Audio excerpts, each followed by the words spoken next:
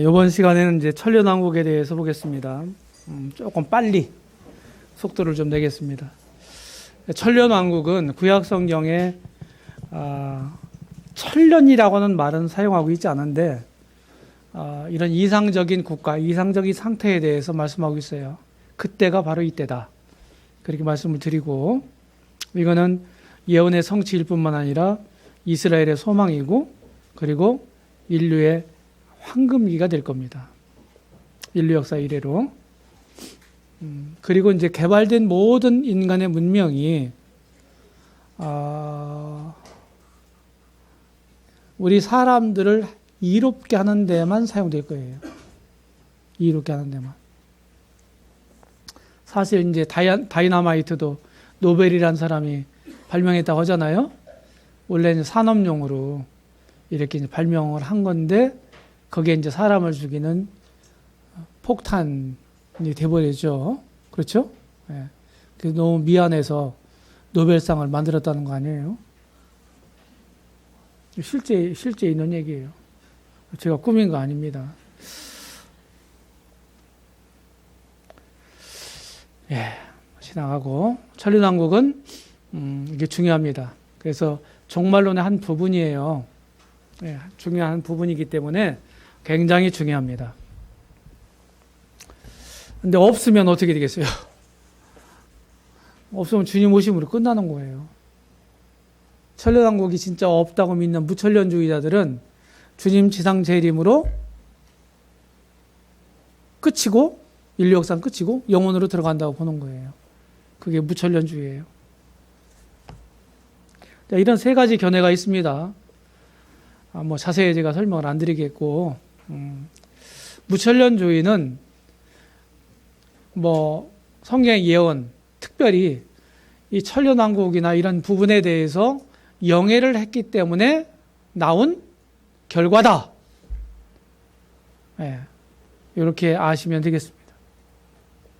근데 성경은 영해를 하면 안 되죠. 내가 오늘 여기 전주로 올 때요, 7시 59분에 출발을 해서 저의 투싼 자동차를 타고 왔습니다. 논스톱으로 왔어요. 이렇게 제가 얘기했어요. 여러분들 어떻게 알아들으십니까? 투싼이 뭐지? 비행기인가? 로켓인가? 상상할 필요 없죠? 여러분들이 이해하는 그런 단어, 의미, 그런 의미로 그냥 받아들이면 되잖아요. 그리고 성경이 최초에 쓰여질 때, 이 처음에 이 성경 각 책별로 다 쓰여진 거니까 따로따로, 그죠? 그렇죠? 그러면 그 사람들이 알아듣는 용어를 통해서 쓰여진 거 아니에요? 하나님 계시의 말씀이, 그죠? 계시가. 그럼 그때 초기, 처음에 좀 어려운 말로 제1 수신자들이 당대에 그들이 이해했던 수준이 뭐냐 이거예요. 말은 그대로 그냥 받아들였겠죠. 맞아요?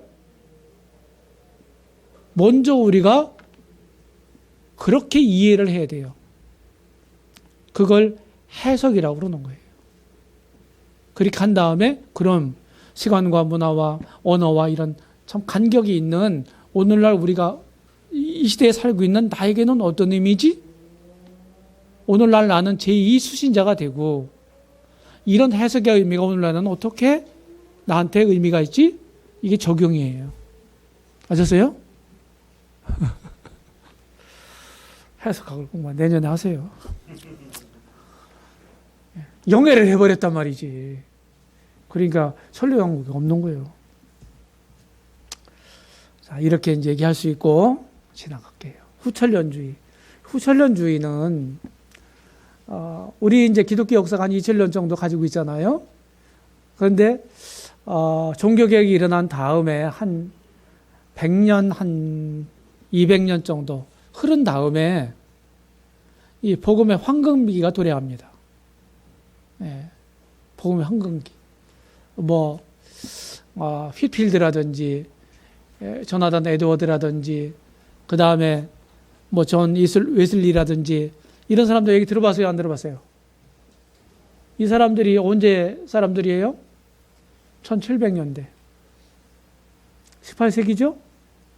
그리고 그 다음 세기에는요, 우리가 그냥 뭐, 역사에서 뭐 얘기하면은 그 유명한 사람들 얘기가 다 거의 1800년대에 산 사람들이야. 존 메가더 빼고, 빌리그램 빼고. 뭐, 무디니, 찰스 스펄전이니, 뭐. 그래서 그런 어떤 복음의 황금기 그런 붐을 타고 이 후천론주의가 생겨났는데, 이거는 장밋빛 환상이에요. 야, 세상 정말 예수님 오시기 직전에는 진짜 기독교가 세계에 빈만하게 되고, 그렇게 해서 그때에, 복음이 땅끝까지 이루어진 그때에 우리가 주님을 만나게 될 거다. 이렇게 생각하는 사상입니다. 그렇지 않습니다. 점점점 세상은 좋아진다는 거예요. 복음을 통해서. 맞아요? 틀려요? 맞아요? 틀려요? 점점 안 좋아지잖아요. 그죠? 그 다음에 전천련주의가 있습니다. 이거는 사도들이나 사도들의 제자인 교부들이 가졌던 신앙입니다. 근데 점점 이제 교부들 중에도 영해를 시도하는 사람들이 있었어요. 오리겐으로부터 시작을 해서 이렇게 하면서 결국 참회록을 쓴 어거스틴이라는 사람이 우화주의 해석 체계를 체계화합니다. 우화주의를 체계화해요. 이렇게 하면서 결국 이제 캐톨릭화가 되기 때문에 캐톨릭 시대 때 성경 해석 체계예요. 다 영해를 하는 거예요. 그래서 성경을 많이 왜곡시켰다고 하는 것이죠. 그리고 여전히 그때에도 캐톨릭 시대 때에도 소수의 무리들이, 그러니까 비주류죠. 그때 주류가 캐톨릭이고, 그리고 종교개혁이 일어난 다음에도 신구교, 주류 세력이 있죠. 그죠? 캐톨릭이 있고 구교는, 신교는 바로 개혁 세력들이 있죠. 그죠? 그런데 그렇지 않은 비주류들이 있었다. 작은 무리들이. 뭐 예를 들어서 왈도파라든지 이런 사람들이 있잖아요. 그런 사람들은 이제 언제냐, 종교개혁 이전의 사람들이지만 이후에도 거의 칼빈이나 이런 사람들처럼 똑같이 같은 시대에 개혁운동을 함께 했던 제침례교도들이 있어요. 제침례교도들. 이름이 그렇게 붙어 있어요. 역사에 보면. 아나베프티스트. 제침례교 운동이에요. 이런 사람들도 이 개혁운동을 했던 사람이에요. 그런데 분류상 비주류라고 분류를 하죠. 주류 세력에 의해서 많이 핍박을 받죠. 그죠? 그런 사람들이 있었어요. 그러면서 점점 그리고 1800년대 19세기에 와서 형제운동이라는 게 일어나고, 그때 성경을 이제 개혁자들이 16세기 1500년대 개혁자들이 루터나 칼빈이나 이런 사람들이 캐톨릭의 영해 우화주의 해석 체계로부터 탈피를 해서 성경을 문자적으로 해석을 시도했어요. 그러면서 개신교가 생긴 거 아니에요. 문자적 해석을 시도를 해서 거기 나온 결과를 믿는 게 개혁교회인데, 개혁교회 믿음하고 캐톨릭교회 믿음하고 다르잖아요. 다른 이유가 뭐예요? 해석학의 차이예요. 해석학의 차이. 그런데 그런 개혁교회가 계속 존재하는 가운데서 1800년대 형제운동이라는 게 일어났단 말이죠. 그때는 개혁자들은 일부 문자적 해석, 일부 영적 해석 이렇게 했어요. 영해를 했어요. 그런데 형제들은 일관되게 문자적 해석을 시도했다 하는 거예요. 그러니까 좀 달라지겠죠, 그죠? 네. 이렇게 해서 온전히 전천련주의가 이제 회복이 되고, 그러면서 점점점 시간이 갈수록 전천련주의자가 늘어납니다. 언약주의라고 하는 것은 원래 이제 개혁주의 신앙, 칼빈의 가르침에서 가르침을 토대로 해서 이제 그거를 체계화한 건데, 한 1세기 후에 1600년대에. 원래 오리지널은 뭐예요? 칼빈은 종말에 대해서 얘기 안 했어요. 왜? 빛이 없었으니까. 그래서 계시록 성경 65권을 강해를 하고 주석을 하고 계시록만 못 썼다고 하는 거 아니에요. 왜? 쓸 수가 없었어.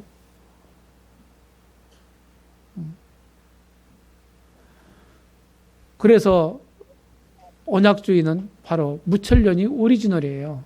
원래. 근데 점점 언약주의적 전천년주의자들이 늘어나고 있다는 거예요. 왜? 지금 뭐 원어니 뭐니 막 그런 거 다 따지잖아요. 그죠? 원어를 따진다는 얘기 무슨 얘기예요? 문자적 해석을 한다는 얘기잖아요. 그러니까 바뀌죠. 고무적인 일이죠. 그래서 지금은 이렇게 많은 전천년주의자들이 있다 하는 걸 마음에 두시고. 그런데 전천년주의도 역사적 전천년주의, 이건 뭡니까? 7년 환란기라든지 휴거라든지 이런 걸 믿지 않아요. 근데 천년왕국은 진짜 있다 이렇게 믿는 사람들이고, 세대적 전천년주의는 우리입니다. 그렇죠? 그 휴거가 있고 7년 환란기가 있고 이렇게 죄 재림이고 그 지상 가시적인 천년왕국이 있고, 이렇게 이제 믿는 것이 세대적 전천년주의다 이렇게 하는 것입니다.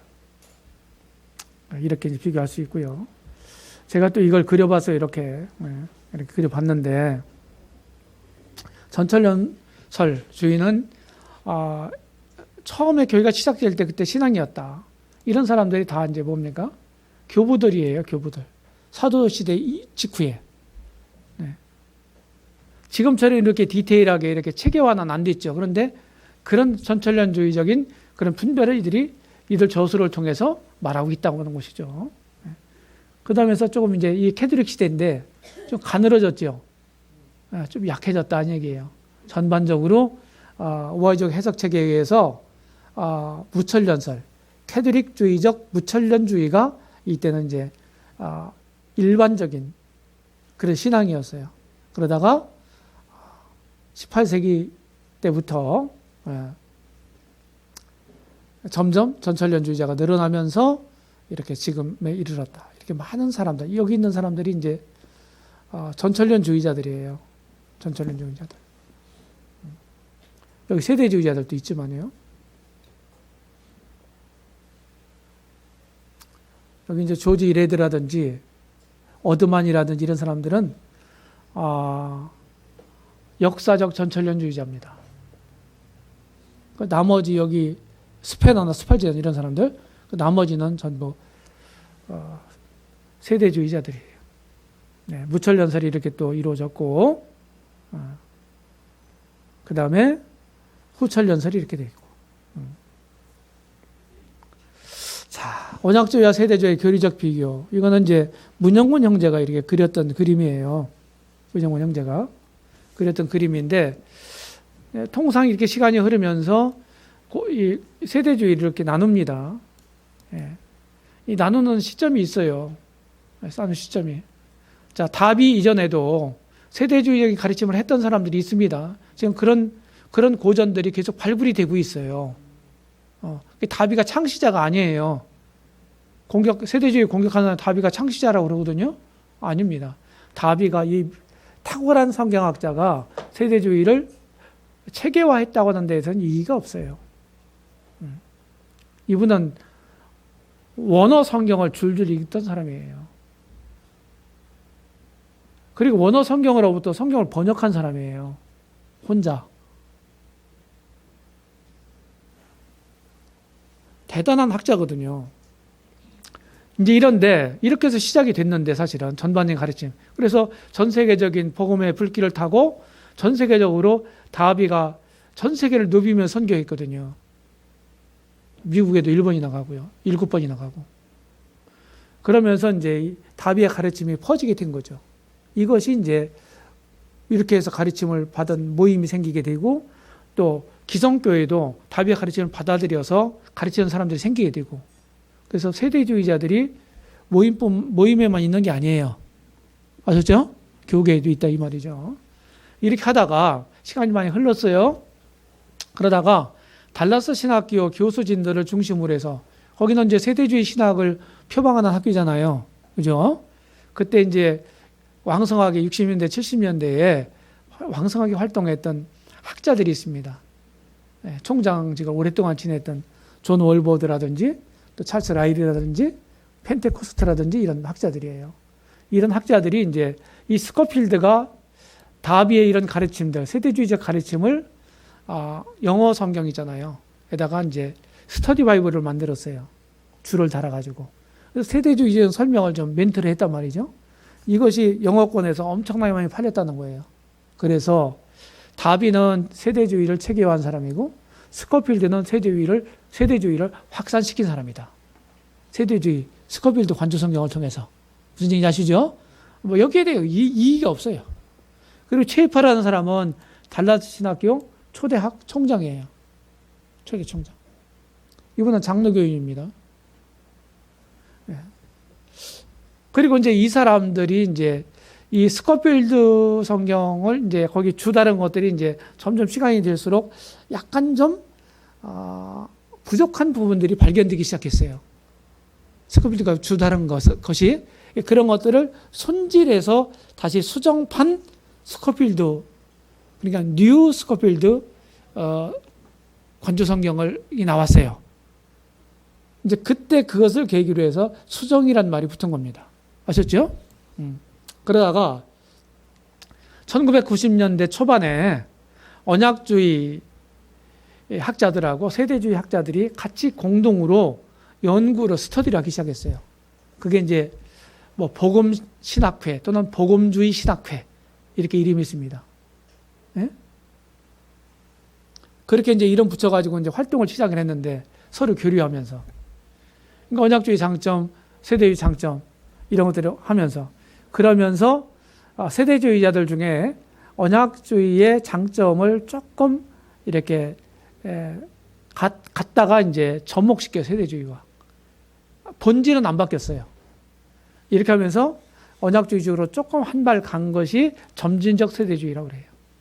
여기에 이런 사람들이 있어요. 이런 사람들. 지금도 이분들 아직도 지금 살아서요. 활동하고 있습니다.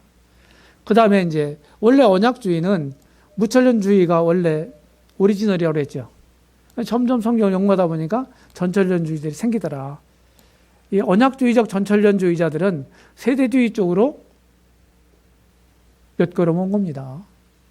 아셨죠? 이렇게 보시면 되는 거예요. 자, 천년왕국 기간은 천년입니다. 밀레니엄. 그래서 이 기간을 뭐라고 그러냐? 그리스도의 왕국이라고도 하고. 왜? 그리스도가 왕이시니까. 만왕의 왕. 천년 동안 하는 왕국이다 그러니까 천년왕국이라고도 하고. 눈에 보이는 실제로 이 땅에서 세워질 나라다. 그래서 가시적 왕국이다. 이렇게 얘기해요. 가시. 찔리는 가시가 아니고 눈에 볼 수 있는 그런 뜻이에요. 안개가 잔뜩 꼈을 때 가시거리가 뭐 50m다, 30m다 이런 얘기 하잖아요. 그때 그 가시예요. 밀레니엄이란 라틴어가 있습니다. 이게 천년을 가리키는 것입니다.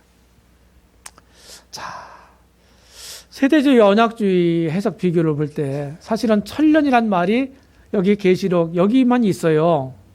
20장에만. 그래서 이렇게 해석이 달라지는 거예요. 참고하세요. 완전히 달라집니다. 여기는 세대주의는 그냥 문자 그대로 기록된 그것을 그냥 믿는 거고, 여기는 많은 상상을 동원해 가지고서 생각하는 거예요. 자, 행정조직 통치자는 예수님입니다.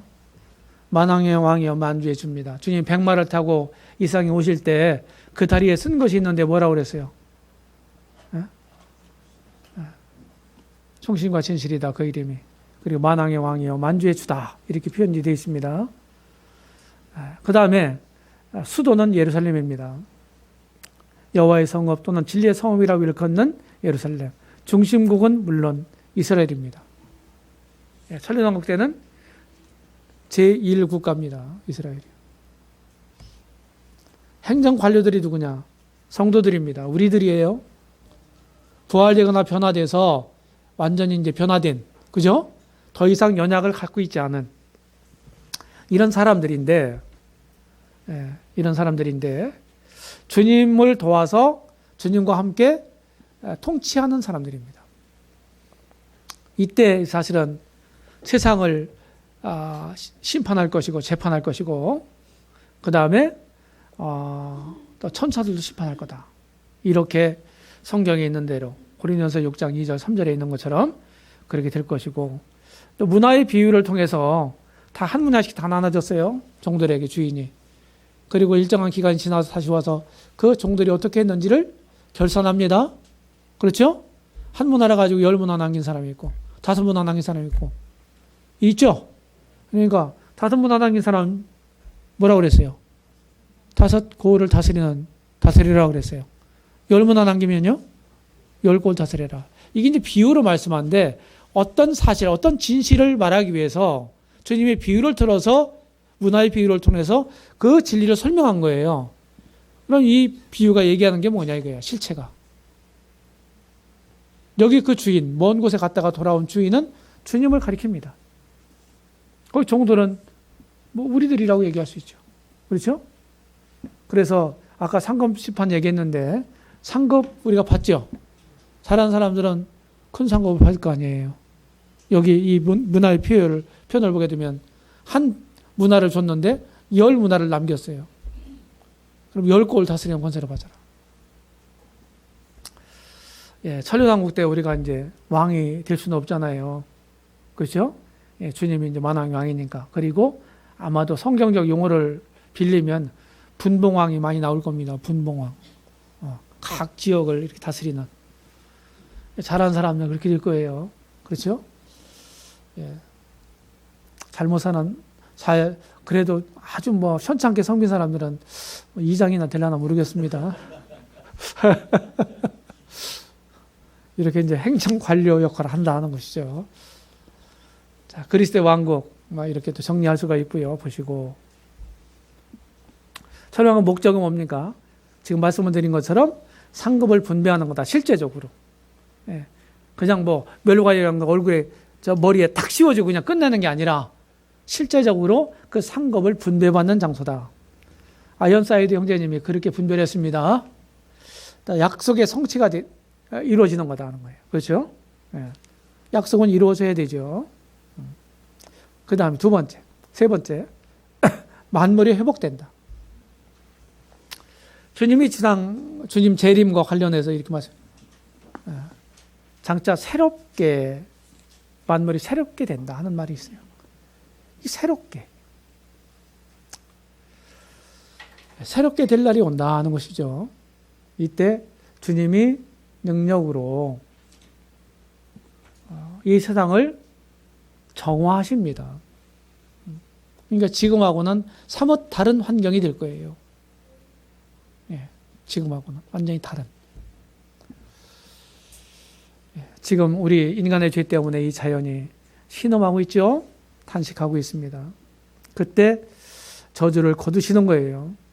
저주의 원인인 죄의 원인인 사탄을 천년간 결박하시잖아요. 그렇죠? 예. 사망이 점점 늘어난다고 하는데 주님이 오시면 단방에 끝나요.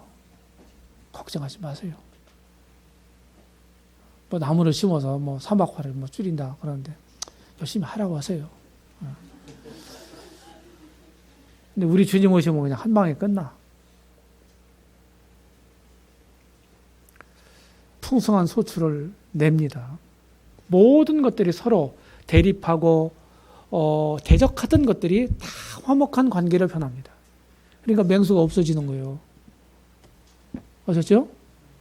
그때 이제 뭐 주님이 우리는 뭐 안 먹어도 사니까 상관없는데 천년왕국 시민 된 사람들, 열방의 심판을 통해 통과한 사람들이 시민 된다 그랬잖아요. 이 사람들이 고기도 그때 먹을 건가? 아니면 에덴 동산처럼 노아홍수 전까지는 육식을 허용하지 않으셨죠? 맞아요? 그러니까 그렇게도 살 수 있어요. 충분히.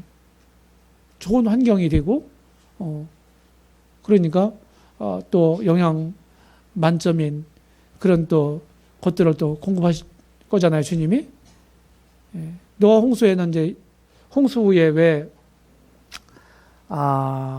육식을 허용하셨냐면 예, 창조 과학자들은 이렇게 얘기합니다.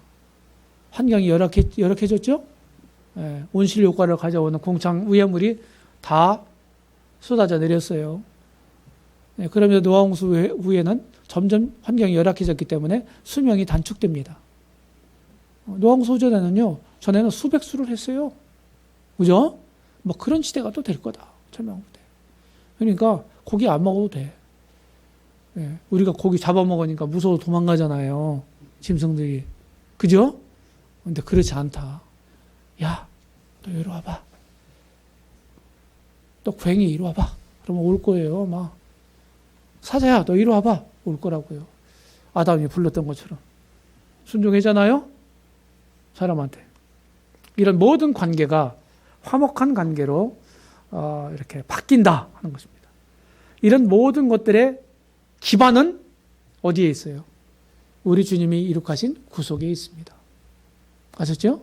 이 구속이 나만 구원받는 거, 우리 인간들만 구원받는 데만 필요한 게 아니에요.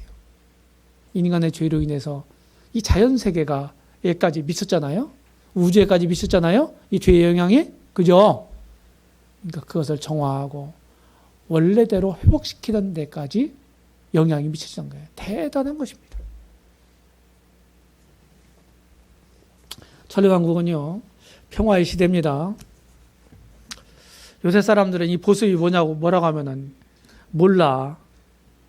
뭐요? 얘기해 볼 것이요?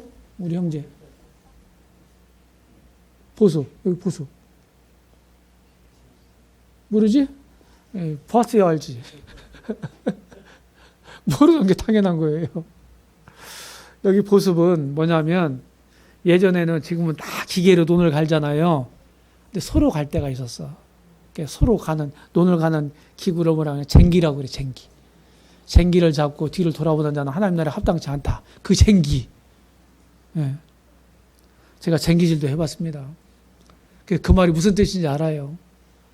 쟁기질 할 때 뒤돌아보면요, 쟁기가 엉뚱한 데로 갑니다. 딱 보면서 소 엉덩이를 딱 보고서 소를 모려야 합니다.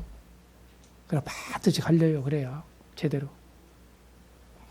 이게 그 쟁기 끝에 대는 뾰족한 쇠붙이에요. 이 보습이라고 하는 겁니다. 이 농기구를 칼은 전쟁 기구잖아요. 그죠? 칼을 대장간 용어에 쳐서 친다. 쳐서 보습을 만들고, 창을 쳐서 낫을 만들고. 이게 무슨 얘기예요? 전쟁이 더 이상 필요 없다 하는 얘기잖아요. 전쟁을 연습하지 않는다. 지금 우리나라도 60만 대군을 가지고 있는 나라인데 여기에다가 국방비에 우리 예산에 얼마를 쏟아붓는지 아십니까? 굉장히 많이 쏟아붓습니다. 근데 얼마나 좋겠어요.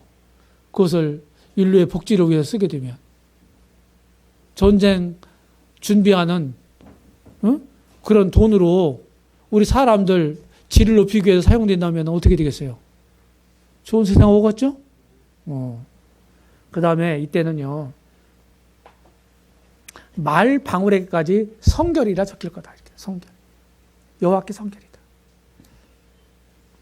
이때는 거룩한 시대예요.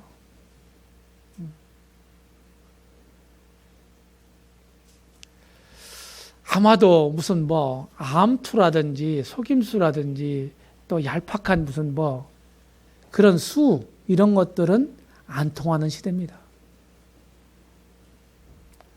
우위로의 시대예요. 나 진짜 나 좀 우위로해줘. 우위로받기 원해. 성경 잘 읽으세요. 성경에 우위로가 많습니다. 하나님은 우위로의 하나님이세요. 그 다음에 공의의 시대입니다. 진짜로 공의의 시대. 아주 정직하게 편벽됨 없이 이런 공의로운 통치가 이루어질 거예요. 누구에 의해서? 공의로우신 주님에 의해서. 그 다음 지식의 시대예요. 지금 우리가 배워도 계속 배워야 되고, 그죠? 배우면 또 잊어버리고, 그러니까 또 배워야 되고. 우리 시티아에도 올해 이제 60세 넘은 좀 나이가 드신 분들이 있는데 시타에 오면 시험을 봅니다. 시험 좋은 거예요. 겁내지 마세요. 시험을 봐야 머리에 남아요. 그래서 우리는 상대평가 안 씁니다. 시험 보는 시간은 분기별로 한 번씩 있는데 4번 있는데 1년 동안에 그때 기간은 목적이 뭐냐? 여태가 배웠던 거 정리하고 복습해라. 그런 시간으로 줘요. 그냥 한 번 강의 듣고 그냥 쭉 나가면요. 예? 뭐 배웠는지도 몰라. 하도 많이 배워서. 그래서 이 시대는 물이 바다를 덮음같이 여호와를 아는 지식이 가장 세상에 충만할 것이다. 참 좋은 시대죠. 그렇죠? 그 다음에 치료의 시대입니다. 예. 아마 이때는 난치병이나 못 고치는 병이 없을 거예요.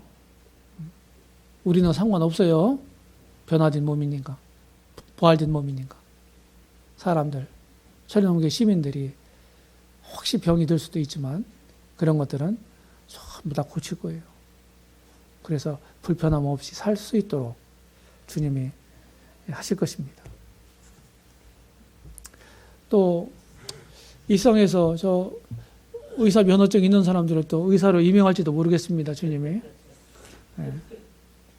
중요한 게 뭐냐면 주님을 잘 경외하는 사람이어야 될 거죠. 그죠? 네. 자, 그 다음에 자유의 시대입니다. 진정한 자유는 뭡니까?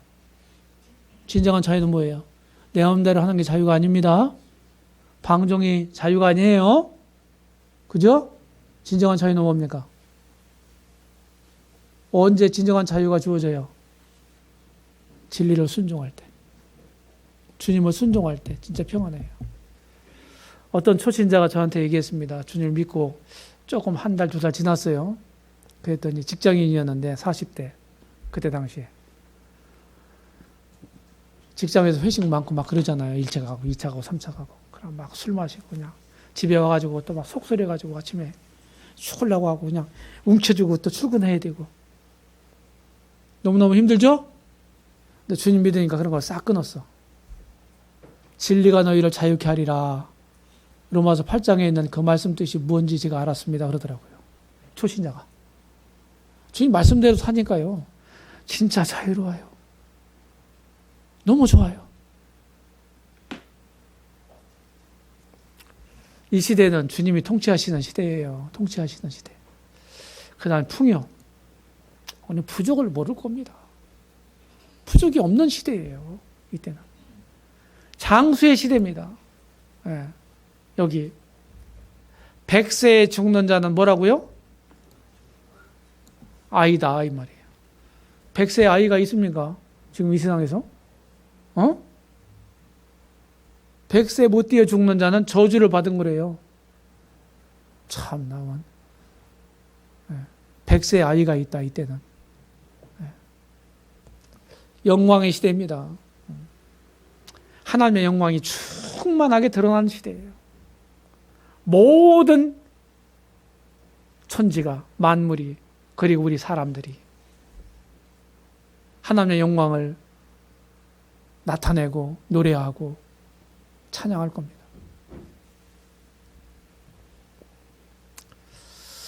예, 시티아에 가까운데 고성산이라고 있습니다. 고성산. 예, 시티아 학생들이 이제 봄의 초반에 여기를 한번 데리고 갑니다. 할딱고개가 2군데 있어요. 네.